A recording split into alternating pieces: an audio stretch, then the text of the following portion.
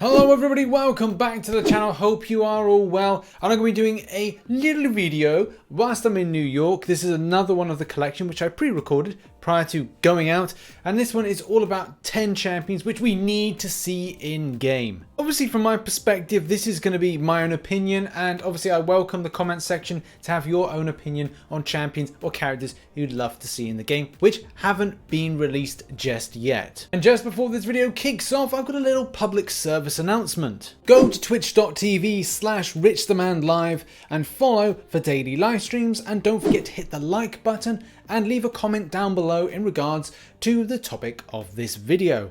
Thank you. Yes, I strongly agree with that message, but without further ado, let's get into the video. Now, over the last 5 years of the game running, there's been a lot of popular champions being put in. And Marvel hits 80 years of anniversary since the first issue was published. So what is actually left? Well, there's not a lot of popular champions, and for my list I choose some not really mainstream ones, but popular enough mixed with lesser mainstream known characters. I've decided to kick my list off with Odin. Yes, Odin, Bor's son, is a character that I've really wanted to see in Marvel Contest of Champions. Since going to an alliance called Odin, it's made me very passionate about this particular character. Imagine some kind of amazing Asgardian based synergy that has improvements to not just Angela, Hela and Thor himself, but the other characters like Heimdall, etc. It would be amazing to see this character, the extent of regeneration. I'm talking strength right the way through to durability and energy projection. With the powers that are possessed by Odin, it's just going to be so amazing to see what is capable from this character, and it's a champion that I'd love to see in game. Sticking with the subject of, well, Asgard, and that is Unworthy Thor. I would love to see Unworthy Thor get into the game. For a lot of players, they still are very hung up in getting Stormbreaker version of Thor, but I just don't feel for me that that is a good fit. I would love to see Beta Ray Bill, but that is not the point. The point is I'd love to see Unworthy Thor because it's different to Ragnarok Thor and the standard OG Thor. Him wielding a battle axe or kind of Yamborn type weaponry. Yes, some people have said it's like Stormbreaker, but from what I see and the design, it looks like Yamborn to me. Not to mention the fact that he has his arm chopped off and he gets the Destroyer arm. If you remember the film, the first Thor film, that he went against the Destroyer, and the Destroyer was pretty darn good. But the fact is, imagine the arm of that and then put on him. It was going to be for an amazing character. As well, there's so many other different things he taps into when it comes to his power, and I like the way that it is completely different from the standard Thors that we see in game. And I know Kabam have said they want to put in a different type of Thor. Next up is Apocalypse. I know that some people aren't too happy with a lot of the Fox based mutant films, but let's focus on the game and what could we likely see in game. Well, immortality, amazing strength, amazing regeneration, likened that to Mr. Sinister, and literally was one of the most, if not powerful, mutants there is. I'd love to see some amazing synergies with the 4 Horsemen of the Apocalypse, whether or not you go too much in the comic book lore and choose the official ones like Archangel for example, or maybe even look at Wolverine. You could go a bit left field with it, and it would be cool to see that he could maybe have synergy groups with other mutants where he gets to transfer them into his Riders of the Apocalypse or something like that. Next up is Legion, and Legion is a character that I really would like to see in game, but I don't think it would be wise to put him in. But saying that, they have put a character like Dormammu in, and maybe there's hope that this could actually go in. And the reason I was so hesitant is that Legion is meant to be just the creme de la creme of powerful mutants. His mutation is so weird that he adopts different personalities of different types of mutants. In case of fact that he can actually do said powers of said mutants. So there's so much to this character.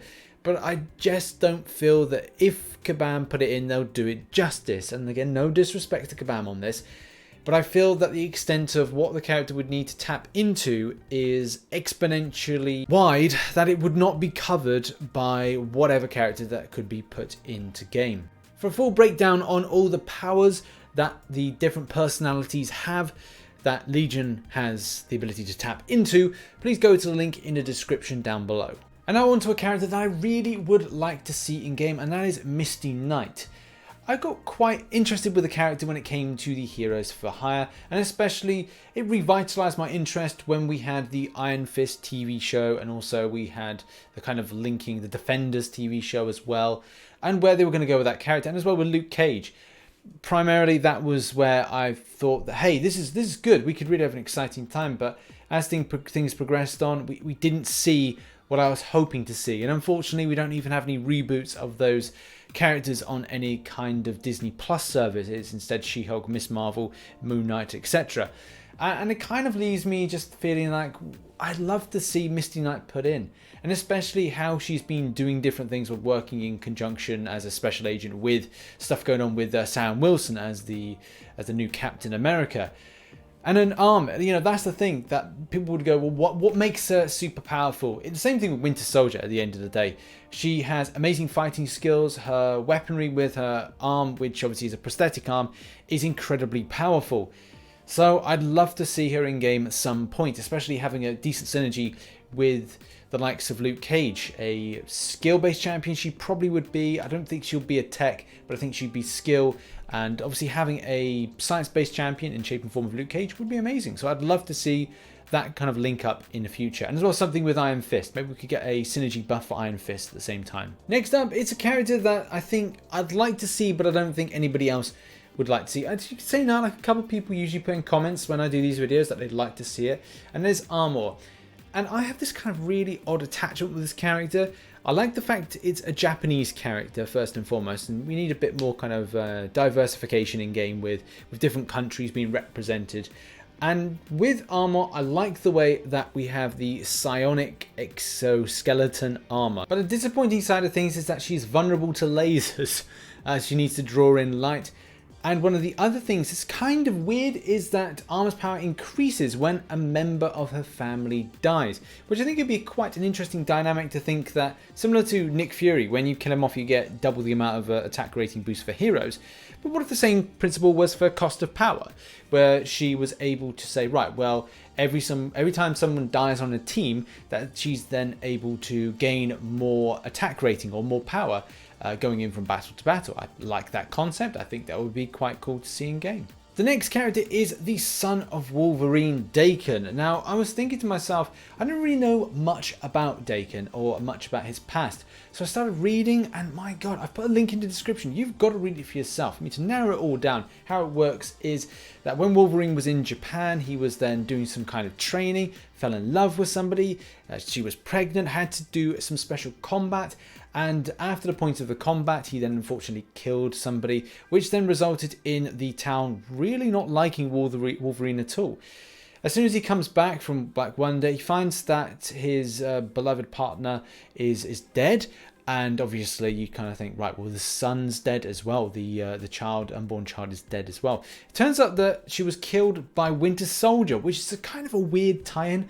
But I like the fact when characters kind of intertwine like this. Anyway, long story short, in the future they do meet up, and it's not a great kind of father-son interaction. In the comic books, Daken is deceased at the moment, but I'm sure he'll come back to being living at some later point in time. I did like the character, and it's a shame that he is indeed passed away. There were some issues with him psychologically, which meant that he was unable to, after having his arm chopped off and his eye removed by Mr. Sinister, that does sound very sinister, he couldn't regenerate, and as a result, and as it went on, there were some further fights, and I think how it ends is that, well, unfortunately, Wolverine set light to his body, and he obviously died through natural causes in any case. But yeah, I think there was some disease as well. It's a really grisly end. I strongly recommend going to the link and checking it out for yourself. Very interesting. Next character I think a lot of people would like to see, or would love to see even, and that is Nova. Richard Rider seems to be a popular choice, but there are other options of the Nova Corps that you could see the likes of. Now, I really would think that this would be an incredibly powerful champion if put in, but it always is a very big worry when there are very key characters, and you always say to yourself, look, is Kabam going to do them a solid and be the, well, not best of the best, but be best enough for usage in some other content? But I digress. It's all about Richard Rider. It's all about Nova. We all love to see Nova. extreme amounts of energy damage maybe, but mainly I think hand-to-hand combat damage. I would probably say that it would be really good to see something similar to Star-Lord and as well Aegon. The more combos that you have, the more damage you do, or you have more of the beneficial effects for this character. Next up is a character called Ares. Now Ares does actually factor into the Contest of Champions comic book from several years ago, but I feel that this is a good character for me based on my love for ancient Greece, ancient history and things like that. I love the fact that this is a fighting champion. If you like Spartans and you like 300, then this is going to be a character for you.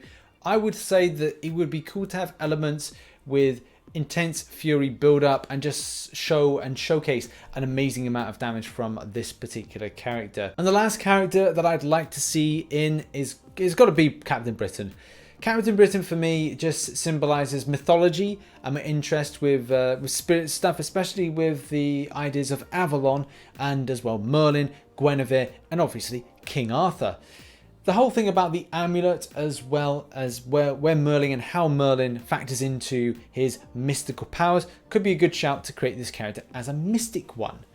Now, for a lot of Brits, there's not really much to be passionate about at the moment, and I just feel that it would be nice to kind of really look at something like this and go, do you know what, screw Brexit and other stuff, give me Captain Britain in game, and I'll be a lot more happier. So there we have it, ladies and gentlemen. Hope you enjoyed this video. It has been one that just dissected my 10 most wanted champions in game. From Captain Britain to Apocalypse, right the way through to Odin.